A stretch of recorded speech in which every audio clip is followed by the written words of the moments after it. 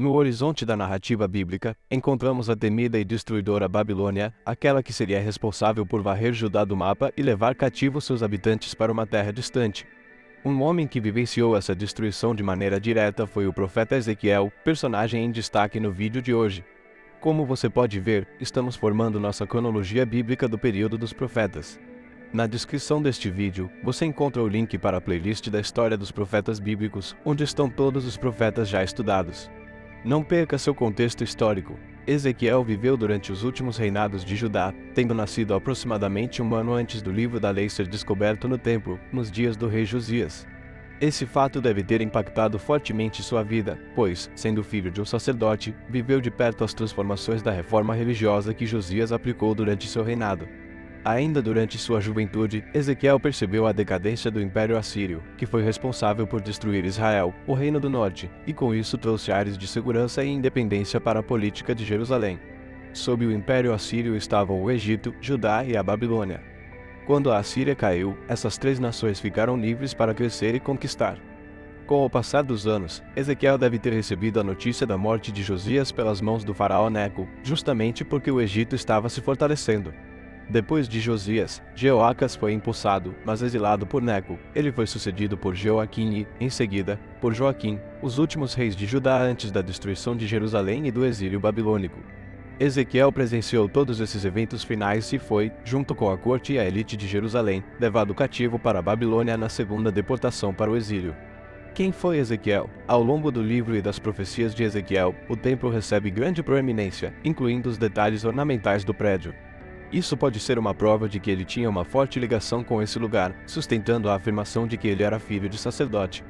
Cada novo integrante da família sacerdotal deveria iniciar suas atividades no templo com cerca de 30 anos de idade, mas, com essa idade, Ezequiel já estava exilado, impossibilitado de servir no templo. Por isso, foi chamado por Deus para exercer o ministério profético. Ezequiel deve ter sido um ouvinte das profecias de Jeremias, pois o fim do ministério de Jeremias coincide com o início do ministério de Ezequiel.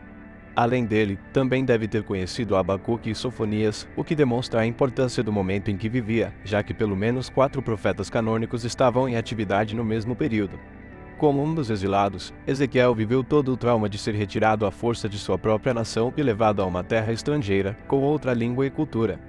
O profeta ainda sentiu a dor de perder sua esposa e foi avisado pelo Senhor de que isso aconteceria. Filho do homem, com o único golpe estou para tirar de você o prazer dos seus olhos. Contudo, não lamente nem chore. Apesar de triste, essa situação seria usada como um sinal para os judeus. Da mesma forma que sua esposa era o prazer dos seus olhos, o templo de Jerusalém era o prazer dos olhos dos judeus.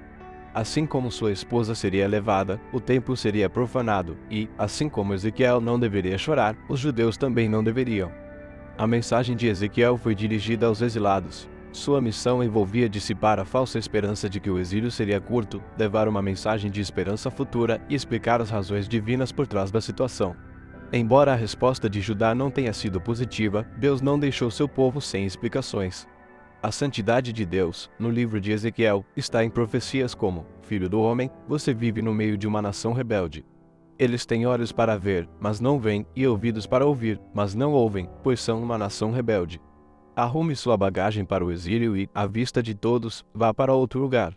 Talvez eles compreendam, embora seja uma nação rebelde. A perfeição moral de Deus é o que justificava o exílio babilônico. Judá seria exilada para se arrepender, sendo como um processo de purificação para o povo de Deus.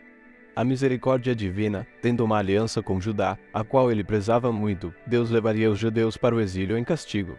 Mas, sendo soberano e poderoso, ele mesmo os restauraria. Em meio ao caos, Ezequiel bradava mensagens de esperança, retorno e restauração do povo à antiga glória. Embora eu os tenha mandado para terras muito distantes, entre os povos, e os tenha espalhado entre as nações, eu os ajuntarei dentre as nações e os trarei de volta para as terras para onde vocês foram espalhados e devolverei a vocês a terra de Israel.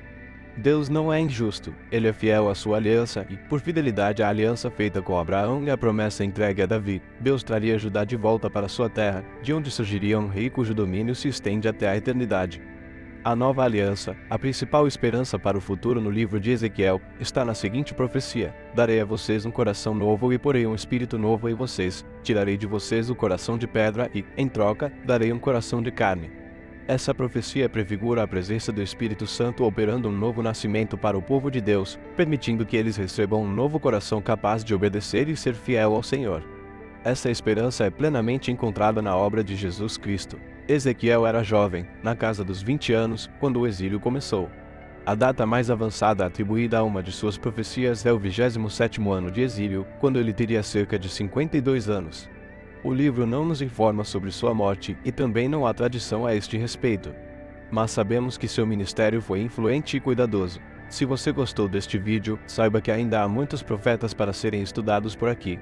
Por isso, não deixe de se inscrever em nosso canal.